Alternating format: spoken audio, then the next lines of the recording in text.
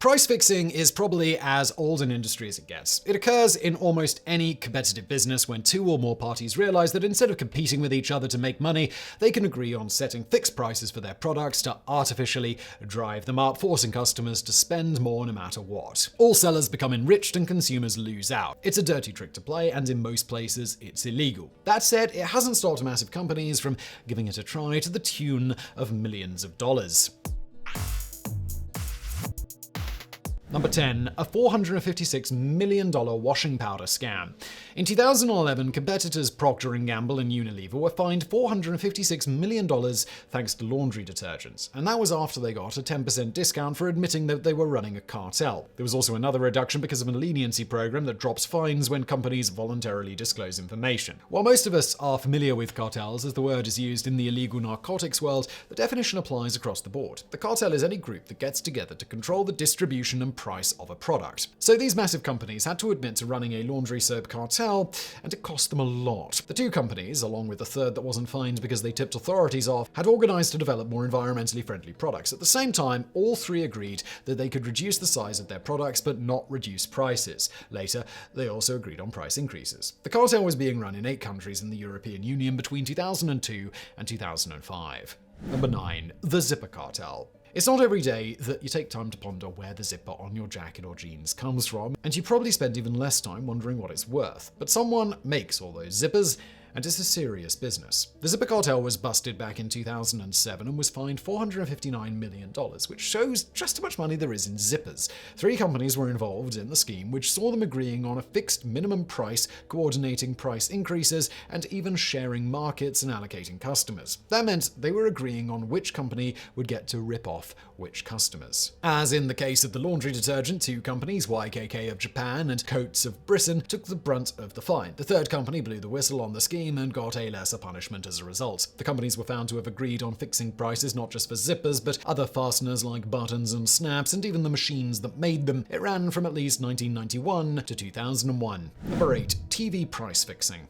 The global TV market is a juggernaut. About 214 million sets were sold in 2018. 210 million were sold in 2021, so even the pandemic didn't slow sales much. 1 in 2 TVs is made by Samsung or LG. That's significant because Samsung and LG were caught running a price-fixing scheme for TVs that cost them $553 million in the US alone. In China, their fines reached close to $47 million. But it was the European Union that hit the companies in the wallet the hardest, with a whopping $1.92 billion fine that included not just LG and Samsung, but Philips and Panasonic as well. The global television market is worth about $230 billion, and if 50% of those TVs are made by LG or Samsung, then it's easy to see that even $2 billion in fines didn't hurt the bottom line too hard. But it was a significant fine relative to many others. The price-fixing issues were settled in the US back in 2011, so the companies have obviously continued to thrive since then. Authorities identified the price-fixing of LCD screens not just in TVs, but in laptops and notebooks as well, between 1999 and 2006. The European fines dated back even earlier to price-fixing of cathode ray tube televisions, the kind that existed before flat-screen technology took over. Although all the companies involved ultimately paid their fines, they continued to deny claims of wrongdoing throughout the process.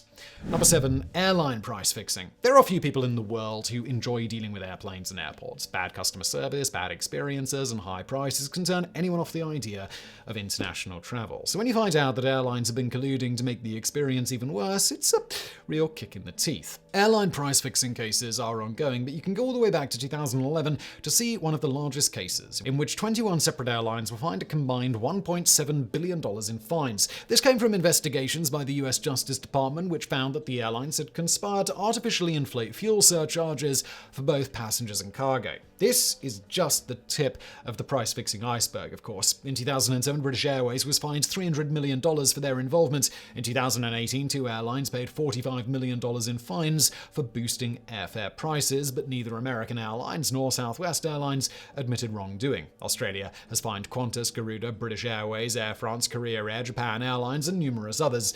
Even the travel agency Tennessee Flight Center. Class action suits and antitrust cases can stretch for years, especially with big airlines that have the resources to fight them. Number 6. Pass over Matzo.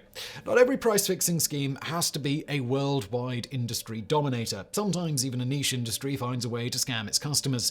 That's what happened in 1991 when the B. Manischewitz Company, which was founded all the way back in 1888 and is famous for its wine and matzo, was fined for fixing matzo prices for Passover. If you're unfamiliar, matzo is bread. Specifically, it's unleavened flatbread that is a major part of Jewish tradition and is referenced as far back as biblical times. During Passover, it's hugely important as the Torah states that God instructed the Jewish people to only eat unleavened bread during this time.